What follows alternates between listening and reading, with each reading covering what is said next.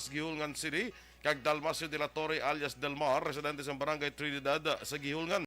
Sa inisyal nga pagpangusisa, si Sarsa isa di ka political officer sa Sandatang Unit Propaganda Platoon Linovo Central Negros Front 1, Kumiting Rion Negros Cebu Bohol Siquijor, sang Communist Terrorist Group. Samtang si Dalmasio, miyembro naman sang CN1KRNCBS. Sunod kay pasaporte, na-recover sa encounter site ang duha ka M16 rifles, isa ka MT-03 o kung M203, isa ka AK-47 rifle, isa ka M14 rifle, isa ka Magnum 357 revolver nga may bala, 3 ka magazine sang AK-47, 7 ka magazine sang M16 rifle, 2 ka rifle grenades, isa ka 40mm high explosive ammunition, lakip man ang medical equipment kag supplies, 2 ka bandoliers, 2 ka CTG flags, 3 ka backpack kag mga CTG document. Pilason ang 11 ka mga pulis sa aksidente nagluntad sa National Road nga sakop sa nga Purok 1, Barangay Kaningay, Banwas ang Candonila sa 11 kahapon sang aga Nobyembre 28. Sunod kay Police Major Roel Kulanag, ang hepe sang Candoni PNP, nagapatigayon sang routinary road patrol ang mga personnel sang 604th Company sang Regional Mobile Force Battalion 6 sang nagluntad ang aksidente. Dugang pa mahimong hindi sunado sang driver nga si Patrolman Emam James Apukay ang dalan kag nalang-alang siya sa kurbada nga bahin sang lugar. Sa inisyal nga report, 7 ang una gindala sa Candoni Rural Health Unit para sa pagbulong kag sila ang ginkilang nga Sunday Patrolman Jerome Tolentino, Patrolman Joey Banaag, Patrolman Eric Abela, Patrolman Brian Ambaha, Corporal Mark Gel Salazar, Corporal John Arevalo kag Corporal Reggie Takdoro. Pilason man ang driver sang driver sa patrol car nga si Apukay. Sa karon nagapatigayon pa sa investigasyon ng kapulisan sa among nga aksidente. Isa naman ang patay kag 4 pilason sa aksidente nga nagluntad sa National Highway sakop sang Purok Katilingban, Barangay Sagwa, Banwaban, sang Valladolid, pasado las 3 ang hapon Nobyembre 27. Ang napatay ginkilala kay Sunday Villar, legal sa Makidaron kag residente sa Barangay Zone 6 sa Banwa sang Pulupandan. Ang mga pilason naman ginkilala nga Sunday Joven Istoya, 45 anyos ang Sarandin Street, Barangay Poblacion, Joycel Morante, 30 anyos kag 2 ka mga minor de edad. Suno sa kay Police Major Wilfredo Binoman Jr., ang hepe sang Valladolid PNP, nagamaneho si Villar sa antipasahay nga tricycle kag nag-agaw sa linya nga ginausoy naman ni Istoya. Nagbungguara ang 2 ka tricycle kag bangod sang kapaskugon sang impact, nakaangkon sa madalong nga pila sa lawas si Villar ay dunaan sang iya kamatayon. Patay naman ang isa ka lalaki matapos na ginbuno sa sitio Kanswing, Barangay Ilihan, Banwas ang Kawayan, launa pasado sang hapon sa Nobyembre 27.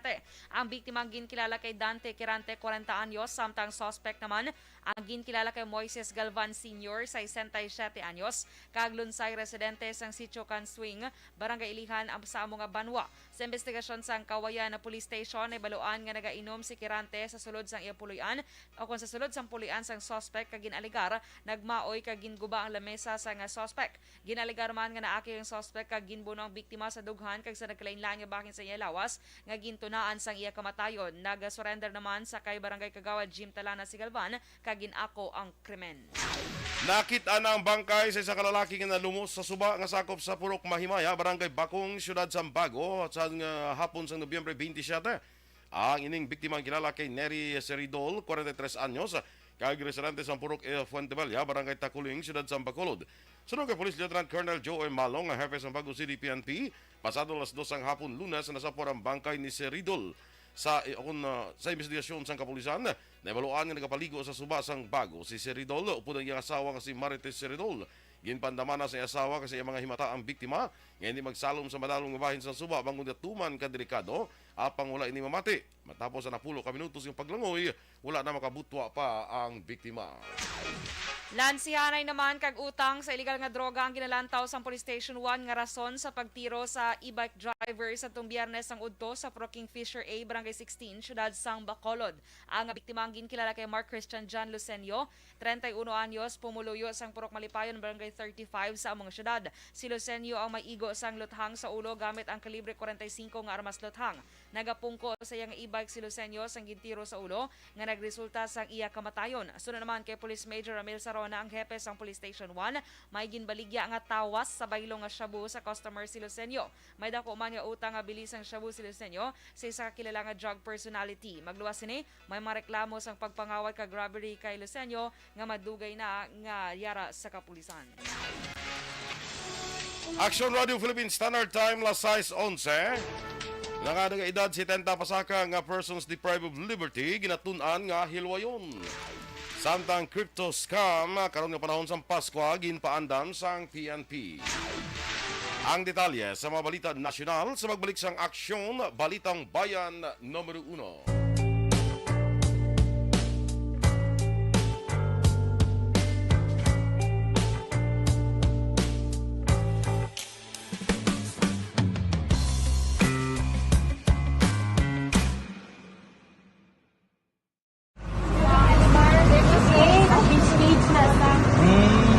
For every shared story is an inspiration for many.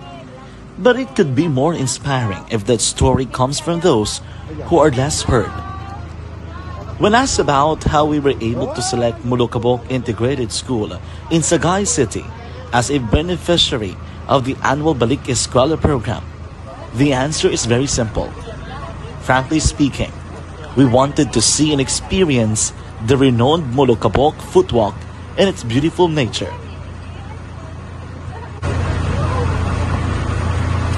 Upon entering the school, we were welcomed by beautiful smiles and warm hearts, silently expressing their gratitudes.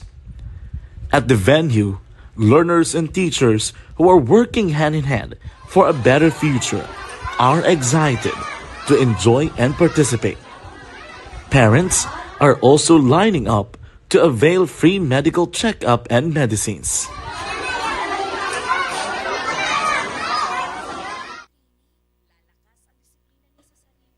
Okay, good morning mga ka-aksyon, mga aga-aksyon doors. Good morning, Action Boy. Kag sa mga ka-action ta, happy Tuesday. Yes, happy Tuesday. Kag karon nga adlaw is November 29. Dali na gid lang. 26 days to go na lang kita mga ka-aksyon. Yes. Antes ang Pasko. Kag 33 days before ang New Year. Okay? So good morning dira sa nagamotor sa Facebook. Please like, follow, and share sa aton nga FB Live. Sa mga ka-EFC naton dira, Energy Fans Club, good morning sa inyo. Sa kay Dennis Richard Tibor Roma, mga aga, si Ephraim Arus, dira sa Barangay Sumag, good morning. Kay Homa Lumena, si Migota Phil Alunsagay is also with us. Good morning. Alex Montesa, morning man. Ana Sinoro, kag June Claire Dilieba. Si Miss Jinky de Alagdon, araman. Miss Jinx, good morning and happy listening lang daan, no? Kag sakay Lani Villoga Waringon. Good morning man. Ari na si si Melchor Melos, no, na niya si Ma'am Luingaw. Nanahan niya sa mga meeting. Kita mo si Ma'am Luing ang nag-Dorada Explorer siya? Gani, no? Bongga. Ma'am Luing nyo. Kerte nga effort Ma'am Luing para sa mga kabataan ba? Yes. Oo. Kerte, no? Talented man ang si Talented. Ma'am Luing mo. Super. Kay Crescencio Ramirez, niya shout out to me. Sige. Yeah. So Crescencio Ramirez, shout out to you. Binong 70. Ay, morning kamusta dra, no? Si Kumari Command Virgil Ligaspi Coloso is also watching. Good morning. Ara kita mo? Go. Yes, good morning, Miss Virgie. Kay Faustino na? Dire kay Rene paguntalan pa lang kita. Dahil lang nga doon dito pareho monitor nga doon. Oo, kaga. Pasaka imo ya.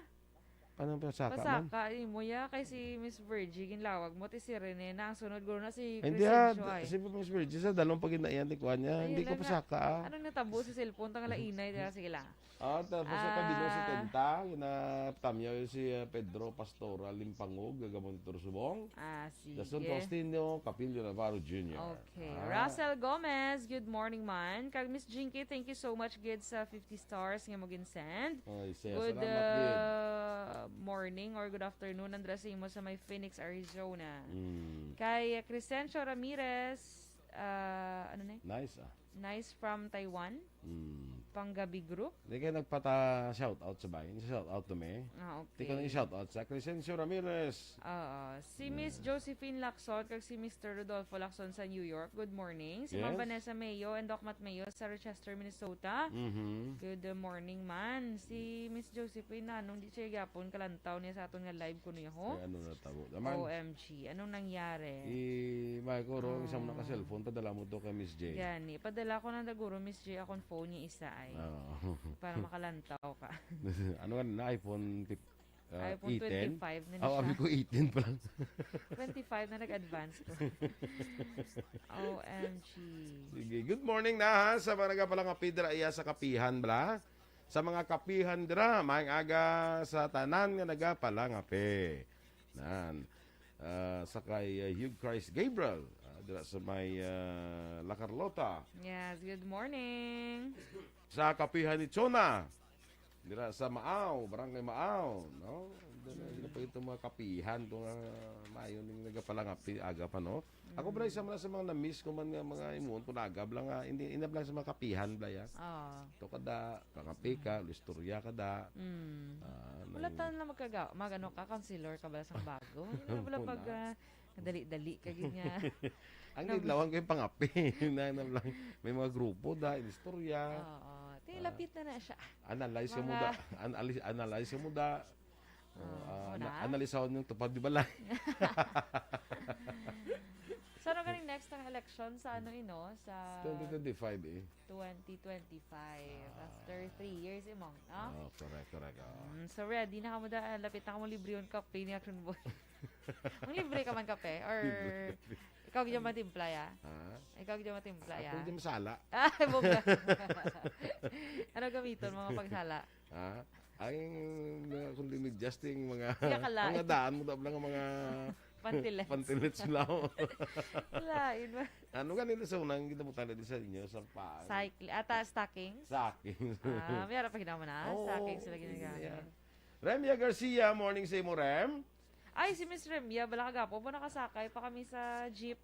Ay, gali? Ako sinang beautiful nga ari di sa tubangan ko man. Maka Barbie doll bala how? Barbie doll nagapungko sa jeep. Uy, si Miss Remia, gali. Pero na yung may mga shower tadi sa kilid tayo how? Aaron Lu del Rosario, morning Mandra. Kay Atia Kim Eriman, morning kay Erla Vega. Nasa limo lang nakasakay mo sa jeep liga, mi nagaway ko ng sabat. Ang sabat ko si mo lang ahay. Kinadumduman ko kay lislak. Gani mga ka-aksyon. Sugatan nyo kami ka. Pasugat. So mga next week pagid kita. Mga next week ara na, okay na. Yes. Nga. Sige, sakay okay na kung sa volume, sang ano na ang volume naman. Ano nga volume? Ang hinay man. Basta sa imo na monitor, amigo Faustino. I-try the volume up, be. Kado ka mo man lang tingog na mo. Okay, ang volume. O, doon. O basi kisa sa aton, man di mo. Wala kami mga diferensya. Pero kapon, wala ka di monitor sulod. Gali, may nag-off ko no to, tinaglibog ulo sa tinsiyan, yung sino nag-off na, di ka daw laman ni tao. Hala. Ang gaaba ko rin mo. Pin ko na naog sana. Halungan mo ginang gaaba si Aksyon Boy. Kaya mo ginang nagapabug-at si mo. Amo na nga ako, kung gano'n kasi linggo daw ka kapoy, pero sa baga, kung gali kayo may gaaba, gali pero nga kita mo, sometimes magaruman mo. Gaaba nga mga balayra. May dala siya mga bills. Kapoy ko rin, no? Magluwas na gaaba na siya, may bills pa siya nala. Tadi ko may mga kwagabla, magdibo ka blatan eh. Hindi may bills na, blue bills. Yung mga bill mo na ito, may masinik ko, may masinik. Amo na yung butang mo, no? Yung blue bill. Pabuligan ba yan? Pansin mo, blue bills. Sabi nga uso sa blue bills. Na, okay na to si Aksyon Felix. Ang ano? Sa ika-75 yan, mga blue bills. Okay na siya. Ang yan lang tingo, anda ka na makalabot siya sa 75. Ako na lang na. No? Anong puti nga, Abi. Gali, ako na ka tingo. Ano nga lang, hindi lang. Ako 75.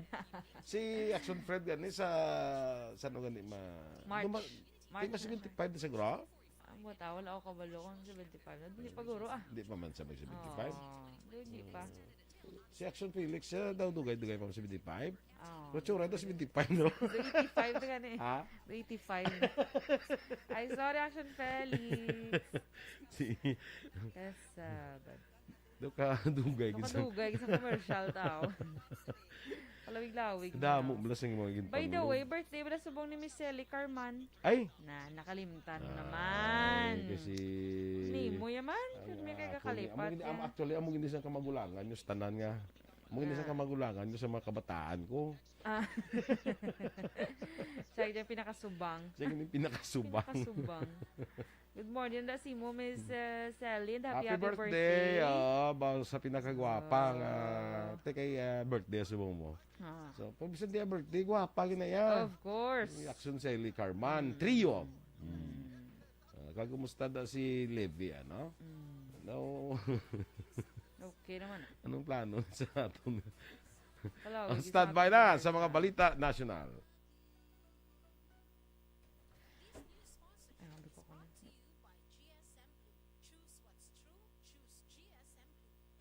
Kag sa aton mga kaaksyon, mag-inom sang Santone Plus Gold. Kaya Santone Plus Gold.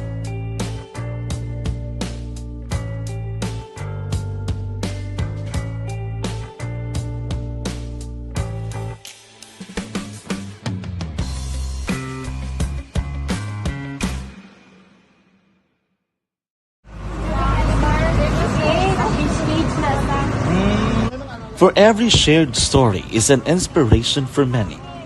But it could be more inspiring if that story comes from those who are less heard.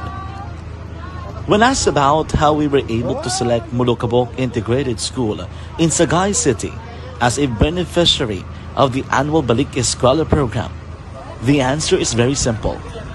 Frankly speaking, we wanted to see and experience the renowned Mulukabok footwalk and its beautiful nature.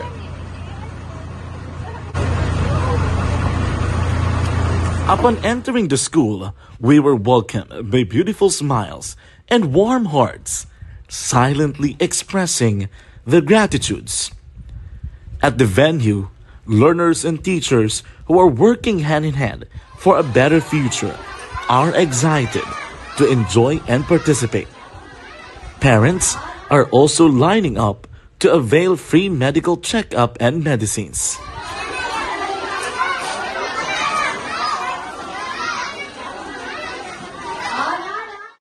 Indeed, nothing is impossible and unreachable until you personally see the real situation of a certain location.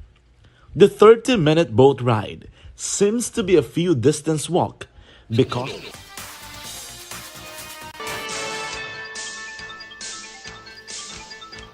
Action Radio Philippines Standard Time las 6:24 sa detalye sa mga balita nasyonal. Ginatunan sa Bureau of Corrections nga rekomenda kay Presidente Bongbong Marcos ang paghatag sang executive clemency sa mga preso nga may edad 70 anyos pataas agud mapahalugan ang mga presuhan. Ginpaag ni Bucor Officer in Charge General Gregorio Catapang Jr. nga nahimo ini sa panahon ni Anay Presidente Gloria Macapagal Arroyo kag posible man mahimo sa karon. Una na ginpaag ni Department of Justice spokesperson Miko Clavano nga target man ni Secretary Jesus Crispin Rimulya ang pagpahalog sa mga presuhan, ilabi na ang New Bilibid Prison nga may congestion rate nga 300%. Nagpaandam sa publiko si Philippine National Police Anti-Cybercrime Group o PNP-ACG Director Brigadier General Joel Doria batok sa fake crypto investments labi na karon nga lapit na ang Pasko. Sino kay Doria doble sa karon ang ginahimo nga pagpanginto kag pagpanginganyo sa mga online scammers labi pa nga madamo na nakabaton sa ilang Christmas bonus. Nakabaton naman sila sa mga reklamo nga lain-laing nga sistema agon makapanginto ang mga investors sa fake crypto investments. Ang mga potential investors ginakinahanglan nga mag-download sa apps kasunod sa nga paghatag sa investments. Pagkatagan sa dashboard investors sa diin makita ng ilang investment kag interest. Sa tion nga makitaan sa investor ang ilang investments kag ginaganar mas mainganyo pa sila nga dugangan ang ilang investment. Apang sa tion nga i-withdraw na sa investor ang ilang investment hindi nitugutan sang application. Ginpahayag naman ni Senador Ramon Bong Revilla Jr. nga panahon na nga i-review ang posibilidad sa dugang nga sweldo para sa mga empleyado sang gobyerno. Nagdungan man ang pahayag ni Revilla sa tungtong sa inflation rate sa 7.7% sa Oktubre 2022 ang pinakamarasig ang pagsaka sa presyo sa balaklon sa halos nakaligan nga 14 ka tuig. Sunod kay Revilla, nagakadapat ng tanawon liwat kung nagakaigo bala ang ginabaton sa mga empleyado sa gobyerno, ilabi na nga sige-sige ang pagsaka sa presyo sa mga panguna nga balaklon. Ginsiguro ni Senator Sari Angara nga tinguan sang Senado nga magapadayon ang paghatag sang ayuda sa mga sektor nga padayon nga nagabatsyag sa epekto sang pandemya. Pero kay Angara hindi pareho sa mga ayuda nga ginapanghatag sa karon sang pandemya para sa cash dolly outs sa diin ginpahayag sini nga ayuda na kasaad sa 2023 national budget ang mayara sang target sector. Pahayag sang nagapamuno sa Senate Committee on Finance sa ilang handom nga matagan sa nga target nga ayuda ang pila ka sektor pareha sa mga healthcare workers, mangunguma, mangingisda, mga operator kag drivers sa mga public utility vehicles, mga senior citizens, manadulaan obra patiman ang pinakapigado nga pumuluyo. Ginkomentahan sang Eco Waste Coalition ang padayon nga wala pagsunod sa layi sa mga nagahimo sa mga hampanganan sa mandatory toy labeling para sa kaluwasan sa mga konsumidor, partikular na ang mga bata. Ginimo ini sang grupo batungod Pasko na niwat ka nagabaha na naman ang mga hampanganan sa mga merkado. Uko na kita sang ini nga grupo ang kakulang sang gobyerno sa pagpatuman sa mga kasuguan. Ginpahayag ni Eco Waste Coalition National Coordinator Eileen Lucero nga sang tialikdan nga semana nagbakalang grupo sang 25 kampanganan sa mga lehitimong establishmento. Kailan na diskubrihan nga ang tanan wala magsunod sa toy labeling requirement. Solo nga nadagan sa isa ka tumalaya ang masobra sa 63 milyones pesos nga premyo sang Philippine Charity Sweepstakes Office sa PCSO para sa Super Lotto 649. Sa nagawa ang resulta sang Domingo napaktan sang solo winner ang winning combination nga 5, 42, 43, 25, 35. Tungod sini, nadagan ang 63 milyones 13 mil pesos nga jackpot pero wala inigin dala tingob sang nagtaya. Sa dalom sang kasuguan, subject sa 20% nga final tax ang lotto winnings, magluwas sa kon 10 mil pesos ang nadaog paidalom. Base ini sa tax reformation o kon reform acceleration and inclusion o kon trade law. Ito mga tiyara aton mga balita sa Aksyon, Balitang Bayan Numero 1. Standby na sa Aksyon Report, second portion upod Aksyon, Fred Salanga. Balikay kita sa Aksyon Balita Morning Edition, upod gapon sa inyong news team. Aksyon, Dorel, Cabatuno. Mag-Aksyon Boy Duran, una sa balita, una sa Aksyon, sa Bacolod, Aksyon Radio.